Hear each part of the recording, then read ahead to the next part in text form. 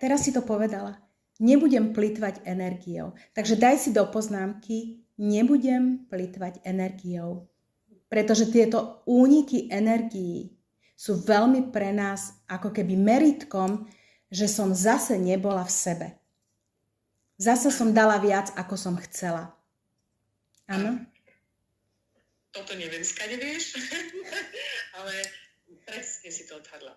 A moja povaha, stále som si myslela, že ja mám určite nejakú skrytú schopnosť, pretože cítim empatiu voči ľuďom, ktorí nezvládajú denné problémy, mesačné prácu, stratu niekoho. Ja im strašne som chcela pomôcť, ale tým, že som im pomáhala, ja som vlastne skrývala tie svoje.